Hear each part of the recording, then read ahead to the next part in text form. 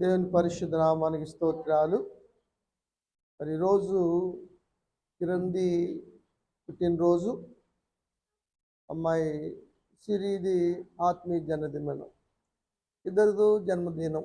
ఒకరిది శరీర సంబంధమైంది, ఒకరిది ఆత్మీయ సంబంధమైంది.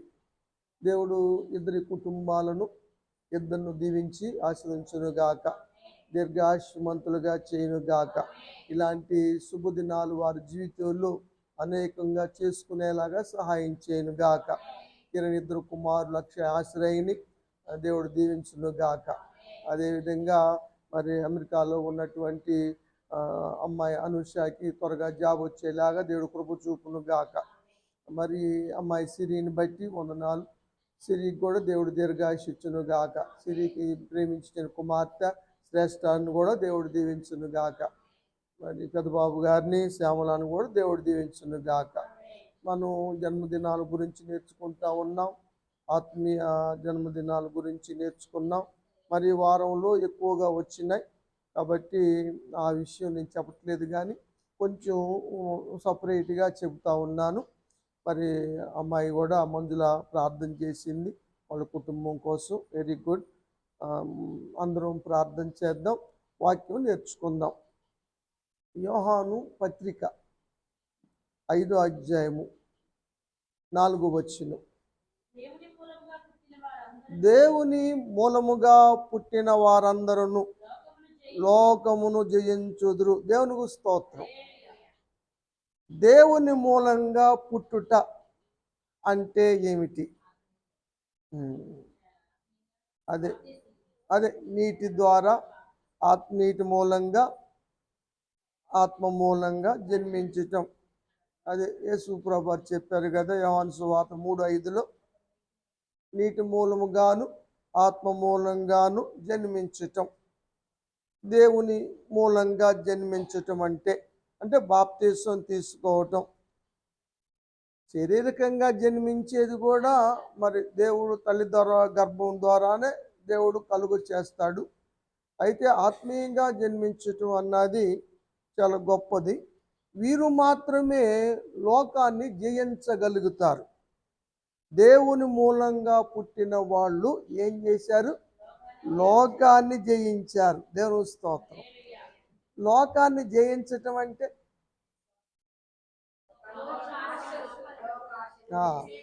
లోకాన్ని, లోకములో ఉన్న వాటిని కూడా జయించటం.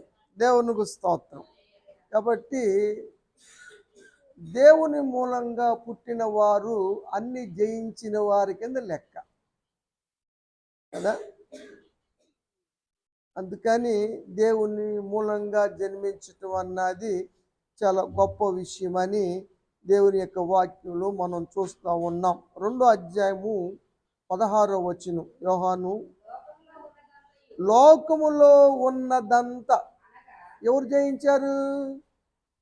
దేవుని మూలంగా పుట్టిన వారు జయించారు. అటు వివరాలు చెప్తున్నాడు. అనగా శరీరాశ, నేత్రాశ, జీవపు డంబము. ఇవి దేవుడి వల్ల కలిగినవి కాదు, దేవుని వల్ల పుట్టినవి కాదు. ఇవి లోక సంబంధమైనవి. వీటిని అందరూ జయించలేరు. పుట్టిన ప్రతి ఒక్కరూ జయించలేరు. మరి ఎవరయ్యా జయించగలిగేది అంటే దేవుని మూలంగా పుట్టిన వారు, రక్షణలోకి వచ్చిన వారు మాత్రమే, రక్షించబడ్డ వాళ్ళు మాత్రమే వీటిని జయించగలుగుతారు. లోక సంబంధులు వీటిని జయించలేరు, వాటిల్లో పడి జీవిస్తూ ఉంటారు అన్న విషయాన్ని మనం చూస్తూ ఉన్నాం.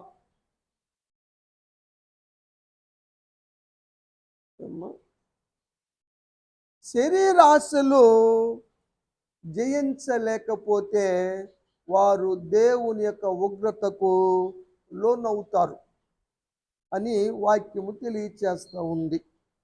ఎఫెసీ పత్రికలో 2 మాటలు చదువుదామండి. 2వ అధ్యాయము మీకు అర్థం అవ్వాలంటే మొదటి 5 వచనాలు చదవండి. మనము అపరాధముల చేత, పాపముల చేత మనము చనిపోయిన వారు, మరణము మన మీద ఏలుబడి చేస్తూ ఉంది. ఆదామును బట్టి అందరికీ మరణము సంప్రాప్తమైంది. అందరూ మరణములో ఉన్నారు అపరాధములను బట్టి. అయితే క్రీస్తు ఏం చేశాడంటే, ఆయన పునరుద్ధానుడు అవటమే కాదు, ఆయన మరణించి బ్రతకటమే కాదు, ఆయన నమ్మిన వారిని కూడా ఆయన బ్రతికించాడు. దేవునికి స్తోత్రం. మరణాన్ని తొలగించాడు దేవుడు కదా. ఈ బాప్తిసంలో కనబడే కార్యం ఏమిటంటే, మునగటం అంటే మరణానికి సాదృశ్యం, మళ్ళీ పైకి లేవటం అంటే పునరుద్ధానానికి, బ్రతకటానికి సాదృశ్యం. దేవుడు మనల్ని బ్రతికించాడు. లోకపరంగా మనం మరణించాం, దైవికంగా దేవుని బట్టి జీవిస్తూ ఉన్నాం. కాబట్టి ఇక మనం దేవుని కొరకు జీవిస్తున్నాం. లోకముతో మనకి సంబంధం లేదు. లోకాశల్ని జయించాం మనం. చదవమ్మ. ఒకప్పుడు జయించని కాలములో శరీరాశలు కలిగి జీవించినప్పుడు వాయు సంబంధమైన అధిపతి ఎవడు? సాతానుడు. వాడేం చేస్తాడు? అవిధేయులైన వారిని ప్రేరేపించు శక్తి, అధిపతిని అనుసరించి ఈ లోక ప్రకారంగా, ఈ లోక జీవిత ఆశల ప్రకారంగా మునుపంటెప్పుడు దేవుళ్ళలోకి రాక ముందు నడుచుకున్నారు. చదువు. వారితో కలిసి మనమందరం అది అప్పుడు మనసు ఏది కోరితే అది చేశాం, శరీర ఆశలు నెరవేర్చుకున్నాం. కానీ ఇప్పుడు క్రీస్తు మూలంగా మనం జన్మించాం, దేవుని మూలంగా మనం పుట్టాం. కాబట్టి ఇక మనసు కోరికలు లేవు, మనసు కోరికల్ని మనం జయించాం. చదువు.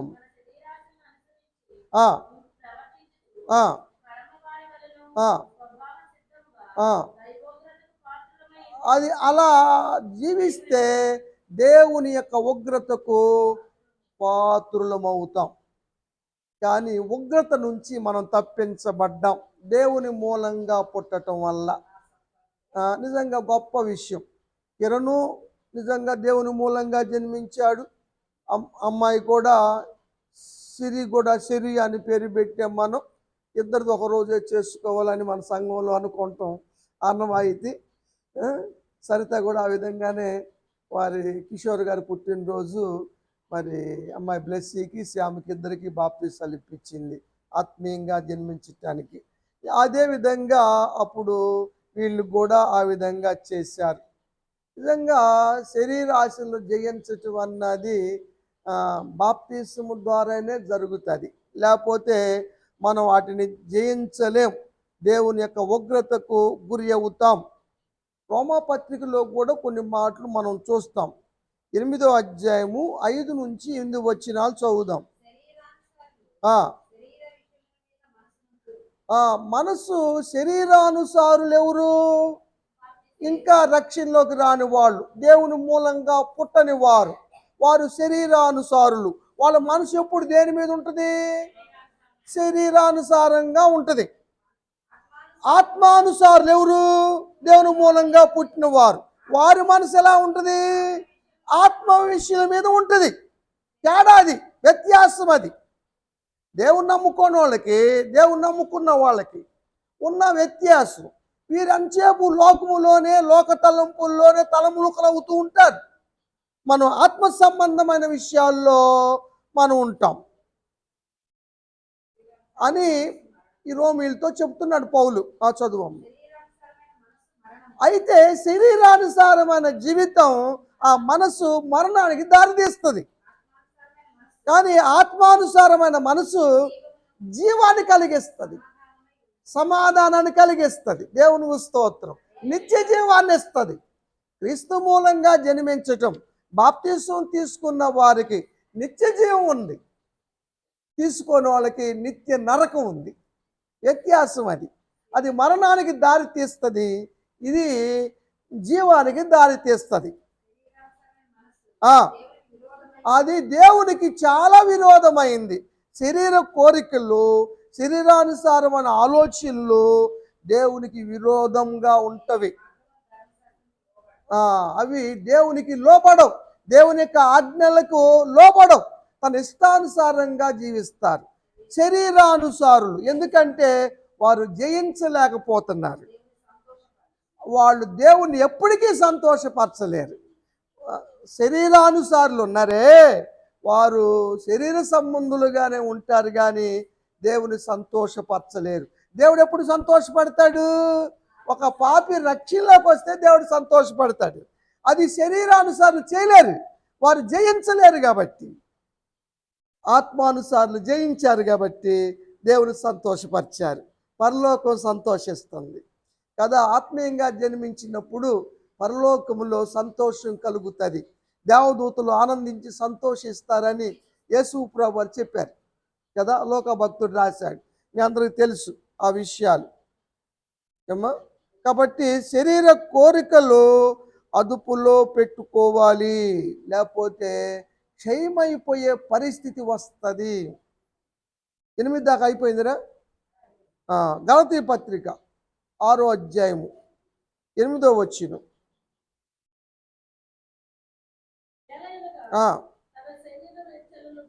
శరీర ఇచ్ఛలు అంటే శరీర కోరికలు.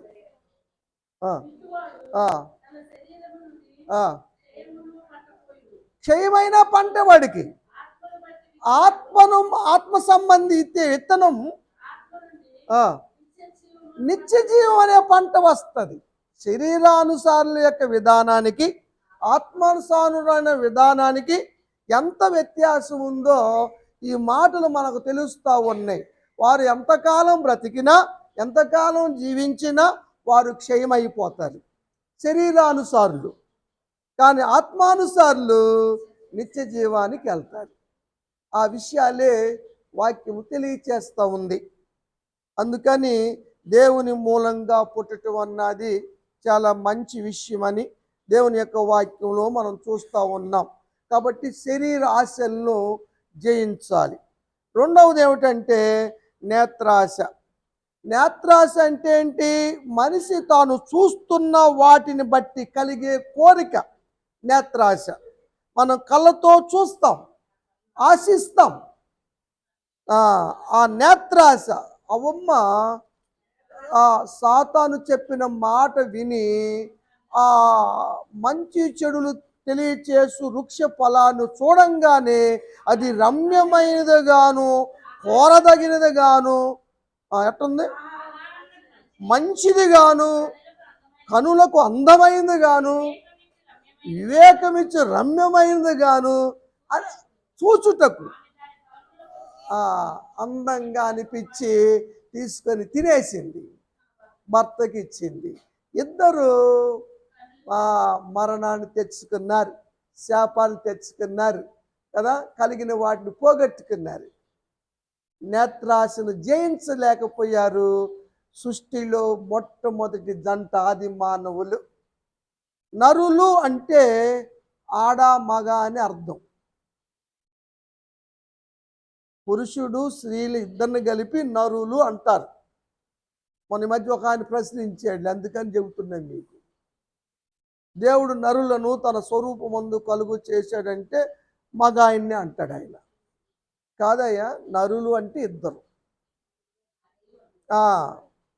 అది కొంచెం తేడా అన్నమాట. సరే, లోతు కూడా నేత్రాశ వల్లే సొదొమ గొమొర్రా పట్టణానికి వెళ్ళి పాడైపోయాడు. దాన్ని చూశాడు. అబ్రహాము కోరుకోరా, నీకు ఇష్టమైంది కానీ నువ్వు కోరుకో, తర్వాత ఉన్న దిక్కుకి నేను వెళ్తాను, నువ్వు చిన్నోడు కదా కోరుకోరా అని అవకాశం ఇచ్చాడు. అప్పుడు సొదొమ వైపు చూసినప్పుడు అది ఎంతో శ్రేష్టంగా అనిపించింది కనులకు. తోట వలె అనిపించింది. తోట కాదు అది, దేవుని తోట కాదు, చూడటానికి అలా భ్రమ కలిగించింది.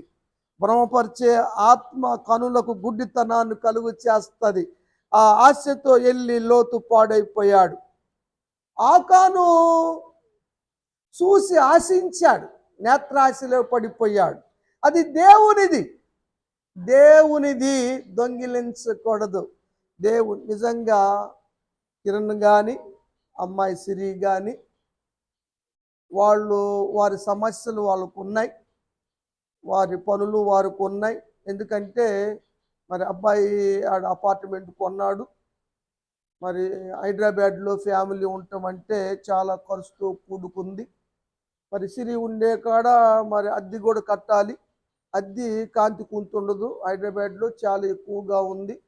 మరి తమకు వచ్చే శాలరీలో మరి అవన్నీ నడుపుకుంటూ పిల్లల్ని చూసుకుంటూ చేయటం అన్నది ఇబ్బందికరమే. వాళ్ళు వాడుకోవచ్చు, కానీ మొదటిగా దేవుని తీసి పెట్టేస్తారు. దేవునికి ఇచ్చిన తర్వాతే వారు వాడుకుంటారు. ఎందుకంటే వారు జయించారు. దేవుని చేతిలో పెడితే దేవుడు వాటిని దీవిస్తే మిగులుదల ఉంటుంది, మిగిలింది కదా. అబ్రహాము మెల్కీసెదెకు చేతిలో పెట్టినప్పుడే దేవుడు అబ్రహామును దేవుడు మెల్కీసెదెకు ఆశీర్వదించాడు కదా. 14వ అధ్యాయంలో మనం చూస్తాం.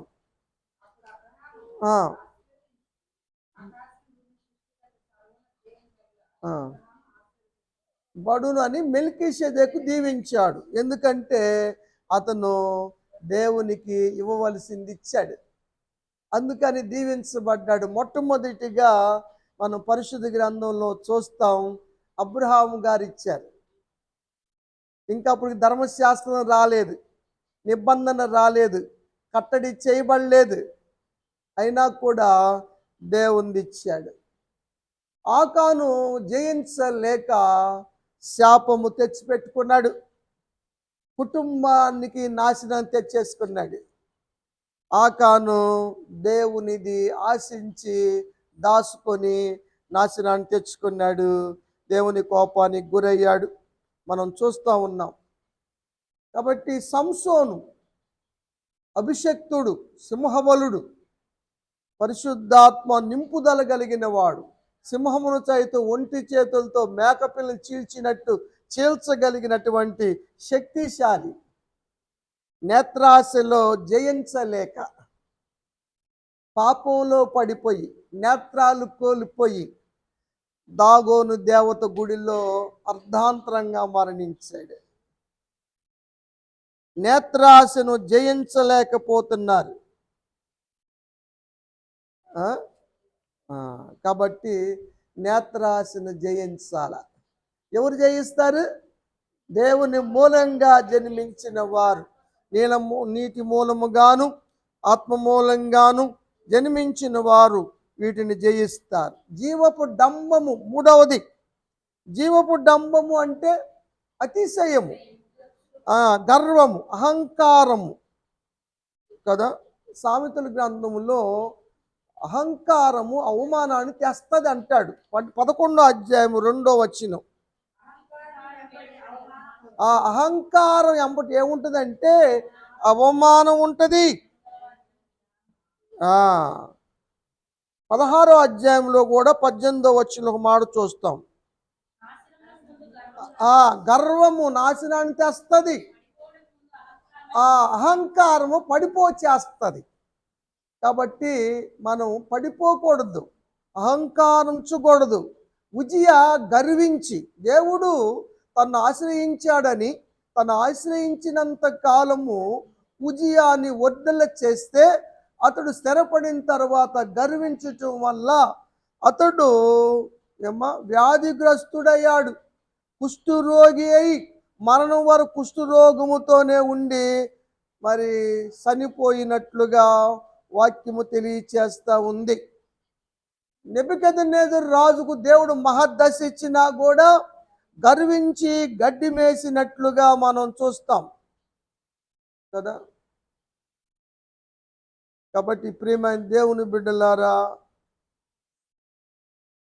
ప్రతి క్రైస్తవుడు కూడా ఈ మూడిటిని జయించగలగాలి తప్పనిసరిగా. ఈ మూడు జయించలేకపోతే దేవుని రాజ్యాన్ని చేరలేము. ఆ సత్యాన్ని మీరు గమనించాలని మరి ఒకసారి నేను మీకు తెలియచేస్తా ఉన్నాను. ఎవడండి జయించగలిగింది అంటే యేసు ప్రభువు ఒక మాట చెప్పారు, యోహాను సువార్త 16వ అధ్యాయము 33వ వచనం లాస్ట్ మాట. లాస్ట్లో ఏం చెప్పారంటే, నేను లోకమును జయించి ఉన్నాను. దేవునికి స్తోత్రం. యేసయ్య జయించేశాడు. శరీరాశ లేదు, ఆయన నేత్రాశ లేదు, జీవపు డమ్మం లేదు. ఆయన దేవుడైనా కూడా అన్ని స్వస్థతలు కలిగించిన ఎప్పుడు అతిశయపడలా. నేను చేస్తే స్వస్థతలు వస్తున్నాయి అని ఇది పడలా, ఎప్పుడు అతిశయం పడలా. ఇంకా తగ్గించుకున్నాడు. ఆయన తగ్గింపు కలిగి జీవించాడు. ఆయన మాత్రమే జయించాడు. ఆయన నమ్మిన వారిని జై జీవితంలో నడుపుతాడు. ఆ సత్యాన్ని రేపు ధ్యానం చేద్దాం. మనం అంటే పరలోక సంబంధమైన విషయాలు కాదు, కానీ బిడ్డలు ఎలా జయించగలరు అన్న విషయాన్ని రేపు నేను చెబుతాను. అప్పుడు ఆ టాపిక్లోకి వెళ్దాం. కానీ ఇప్పుడు ఇది జయించిన వారు పొందుకునే ధన్యతల గురించి 2 మాటలు చెప్తాను, టైం అవుతుంది. 2వ అధ్యాయం ప్రకటన గ్రంథం 7వ వచనం. జయించువానికి దేవుని పరదేశులో ఉన్న జీవవృక్ష ఫలములను భుజించు భాగ్యము, ధన్యత వారికే. ఎవరికి? జయించిన వారికే. ఆనాడు ఆదాము ఏదెను తోటలో ఉన్న జీవవృక్ష ఫలాలను తినలేకపోయాడు. ఆ భాగ్యాన్ని పోగొట్టుకున్నాడు కదా. అయితే ఆడు జయించలేక ఆ పనిష్మెంట్ తెచ్చుకున్నాడు. ఇప్పుడైతే జయిస్తే, ఎవరు జయించినా సరే, పరదేశంలో ఉన్న ఇప్పుడు ఆ జీవవృక్ష ఫలాలు, వాటిని భుజించే ధన్యత జయించిన వారికే కలుగుతుంది. చదువమ్మ.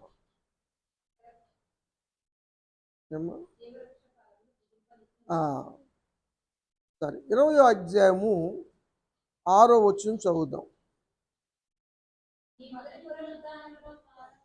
వారికి మొదటి పునరుద్ధానము కలుగుతుంది. వారు ధన్యులు, వారు పరిశుద్ధులు, ఎందుకంటే వారు జయించారు. వారికి రెండవ మరణం మీద అధికారము లేదు. దేవునికి స్తోత్రం కదా.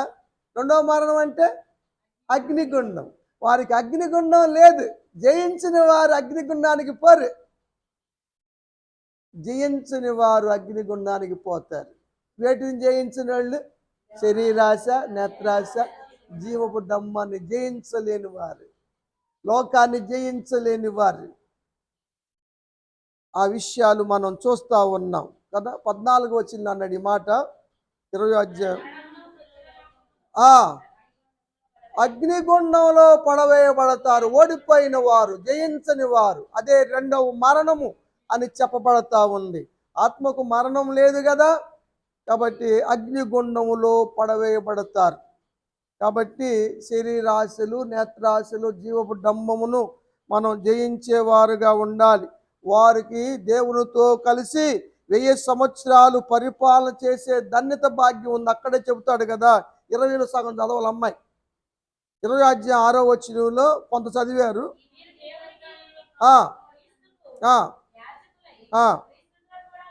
క్రీస్తుతో కూడా 1000 సంవత్సరాలు రాజ్య పరిపాలన చేస్తారు జయించిన వారు కదా. నిజంగా మరి కిరణ్కి, అమ్మాయి సిరికి, ఆ కుటుంబం మొత్తం రక్షించబడినట్టే కదా. పెదబాబు గారు రక్షణ తీసుకున్నారు, శ్యామల మందు తీసుకుంది, తర్వాత అమ్మాయి కిరణ్ తీసుకున్నారు, పెద్ద బాబు గారు కూడా తీసుకున్నారు. మొత్తం 4.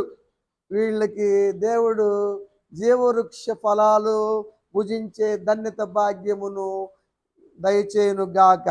ఆల్రెడీ ఇచ్చేసాడంతే. ఆ విషయాన్ని మనం చూస్తూ ఉన్నాం. దేవుడు ఇస్తాడు. ఇంకొక మాట చూస్తే 2వ అధ్యాయం 17వ వచనం.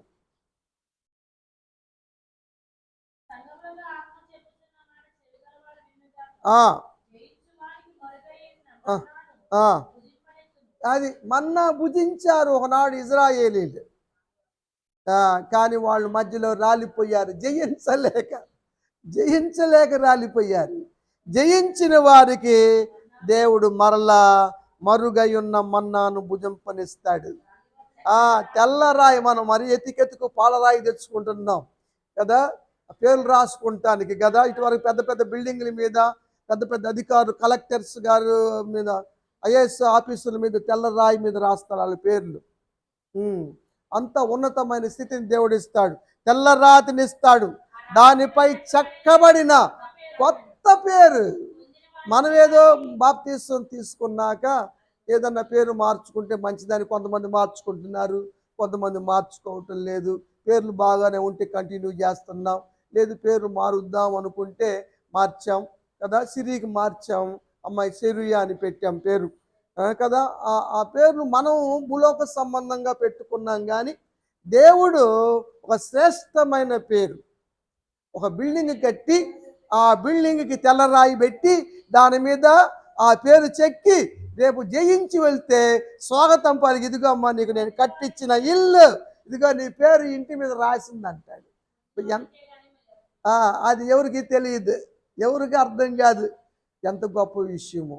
దేవుడు మన కొరకు గృహాలు ఏర్పాటు చేస్తున్నాడు, వాటి మీద మన పేర్లు కూడా కొత్త పేర్లు చెక్కుతూ ఉన్నాడు. కాబట్టి జయించండి రా. ఇది అశాశ్వతమైన రాజ్యం కొరకు శాశ్వతమైన దాన్ని పోగొట్టుకోవద్దని మరొకసారి మీ అందరికీ నేను తెలియజేస్తా ఉన్నా. 14వ వచనంలో కూడా కొన్ని మాటలు మనం చూస్తాం. కొన్ని తప్పిదాలు జరుగుతూ ఉన్నాయి సంఘ బిడ్డల్లో. అదేమిటంటే కొంతమంది బలిచ్చిన వాటి తింటున్నారు. ఇంకా ఇప్పటికీ జాగ్రత్తము ఉంది, చేయనట్టు నేర్పుతున్న బోధలు ఉన్నాయి. బాలాకు బోధలు ఉన్నాయి, నికోలాయిల బోధలు ఉన్నాయి, యజబేలు బోధలు ఉన్నాయి కదా. భిన్నమైన బోధల్ని మనం జయించాలి, అనుసరించకూడదు. మన పునాది గట్టిగా ఉండాలి. అందుకే నేను చెప్తాను, అటు ఇటు పిల్లలు పంపమాకండి. మీరని మన పెద్దోళ్ళు వెళ్ళినా మనకు పర్లేదు, ఎందుకంటే మన పునాది గట్టిగా ఉంది కాబట్టి వాళ్ళు చెప్పినా కూడా అటు చెప్పుకున్నారులే అని వచ్చేస్తాం. అలా చెప్పుకున్నారులే, అది కరెక్ట్ కాదులే అనిపిస్తుంది.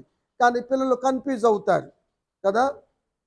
మన బ్యాంక్ మేనేజర్ గారిని రావద్దంటే కారణం కూడా కన్ఫ్యూజ్ అవుతున్నారని, లేకపోతే ఆయన మనం వద్దనే అంత ఇది లేదు మనకి. కాకపోతే ఏంటంటే బోధ కన్ఫ్యూజ్ అవుతూ ఉంది అందువల్ల. కాబట్టి మీరు గమనించాలి. అందుకనే పౌలు గారు అంటాడు, నేను చెప్పిన బోధ తప్ప దేవదూత చెప్పిన బోధ అది శాపగ్రస్తమే అన్నాడు కదా. కాబట్టి భిన్నమైన బోధలు జయించాలి. భిన్నమైన బోధలు ఉన్నాయి. ఒక ఆయన అంటాడు యెహోవా దేవుడు అంటాడు, మరి యేసు ప్రభువారు దేవుడు కాదంటాడు.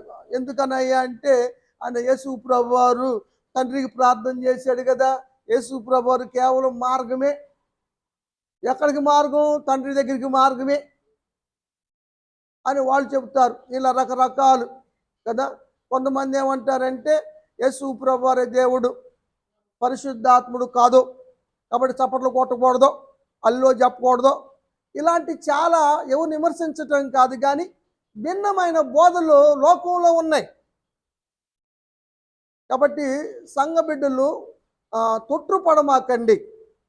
మీరు కొంతమంది పాటిస్తున్నారు, భిన్నమైన బోధలు ఇన్నొస్తున్నారు, జాగ్రత్త అంటున్నాడు. చదువమ్మ. కాబట్టి ఆ బోధలు ఇంకేమైనా ఉంటే మనసుల్లో అటు ఇటుగా మారు మనసు పొంది తప్పు దిద్దుకుంటే సరి, లేకపోతే దేవుడు యుద్ధం చేయాల్సి వస్తుంది. దేవుడు నోటు నాలుగుతో ఖడ్గము, వాక్య ఖడ్గము యుద్ధము చేయవలసి పరిస్థితి తెచ్చుకుంటారు కదా. 2వ అధ్యాయం 26వ వచనం.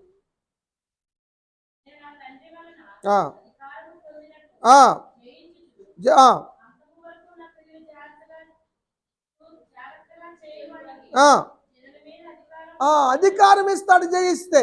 తండ్రి అధికారం ఇచ్చాడుగా, భూలోకం మీద పరలోకం మీద అధికారం ఇచ్చి కూర్చోబెట్టాడు కదా. అట్ట నేను కూడా అధికారం ఇస్తా. తండ్రి సింహాసనం మీద కుడిపార్శ్వం కూర్చోబెట్టుకున్నాడు. నేను కూర్చోబెట్టుకుంటా. పరిపాలన చేసే ధన్యత 24 పెద్దలకు ఇచ్చాడు దేవుడు అధికారం కదా. గోత్రకర్తలు ఉన్నారు, అపోస్తులు ఉన్నారు, ఇలా పేర్లు పునాదులుగా చెక్కబడ్డాయి, పైన పేర్లు రాయబడ్డాయి.